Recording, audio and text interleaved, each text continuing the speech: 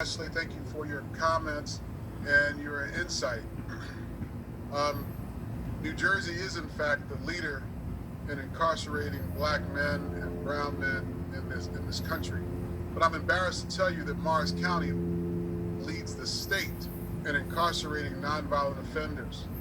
The problem we have here in Morris County, if you are arrested in Morris County, in most counties, if you get arrested for drug possession or nonviolent offense, you are essentially allowed to go to drug court or are given an alternative to incarceration.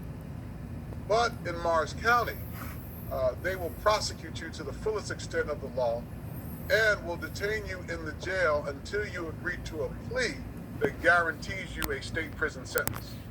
For the past 12 months, we've been fighting for at least two young people in the prison system, in the jail system now, one of which is in a situation where the person he was purchasing the drugs from confessed that the guns in the bag belonged to him. This young white man confessed that the guns he brought from Pennsylvania into New Jersey belonged to him.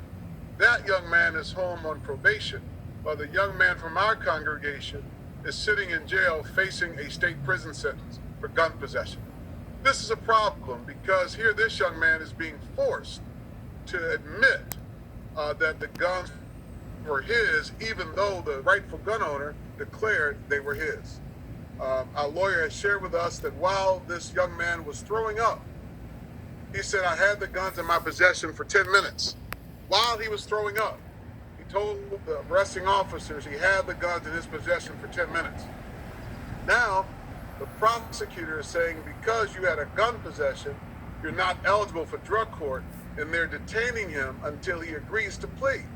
What makes it hurt even worse is when the lawyer comes and talks to the mother and says to the mother, the best deal we can get you is maybe 1 year of state prison time, but the guns were not his.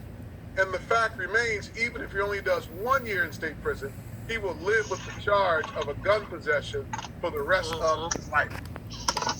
So what's the data? If you're black and you're arrested in Morris County, you have a 22 times more likely chance than a white person for the same crime to end up in state prison.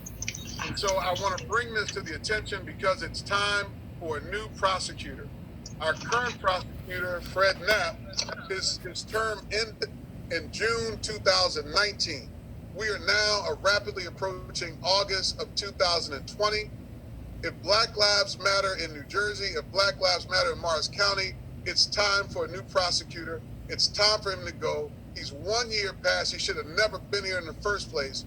The previous prosecutor established relationships with the clergy and exercised prosecutorial discretion to make sure we did what was right for the people of Morris County. This prosecutor dismantled all community engagement, and only when his term came to an end. Now he wants to have meetings, but not dialogue. Now he wants to have meetings, not dialogue, to tell us what he's doing and how he's doing it. Time is up. It's time for him to go. We need Governor Murphy to get us a prosecutor who understands this community and someone that looks like the people that we have been sending to state prison. We need the first black or brown prosecutor in Morris County. I believe, in fact, it ought to be a woman prosecutor to come to Morris County, someone who will have compassion for these young people and nonviolent offenders. And so I'm excited that you have chosen to spend time with us tonight. But enough telling people Black Lives Matter. We must demand changes in processes and systems and structural racism. Even while we've been protesting all summer, young black and brown boys and girls are being sent to state prison. While we're out protesting, they're being sent to state prison. The last story I'll share is we got a young man who we've been fighting for, who had a medical marijuana card. When he was arrested with possession of medical marijuana, he was told, if you plead guilty, you'll be home for Christmas. So, of course, not knowing any better, he pleaded guilty. Now, there's a Brendan law that says since he's been arrested again for possession of marijuana, now there's a mandatory state prison sentence. So the same public defendant who told him to just plead guilty so you can go home for Christmas was now recommending to his mother, the best bet for your son is to go to state prison. And now they're trying to say he was trying to sell the marijuana, and yet he had a medical marijuana card. So what I'm saying to us tonight is so many of us are going to court asking for mercy from the judge, but we must understand that the prosecutor sets the equation. And when we go to court, the die has been cast, it's already been set, and because of mandatory sentencing, the judge's hands are tied. We need a prosecutor to exercise discretion and to make sure we humanize these young black and brown people. They are not statistics, they are not predators, they're not violent people. These are young men who are home from college, trying to work and trying to make sense of the traumatic reality that we live in today. And so I thank you again for allowing me to share tonight. The next person up is Uche Akpa, who will talk to us about discrimination in housing.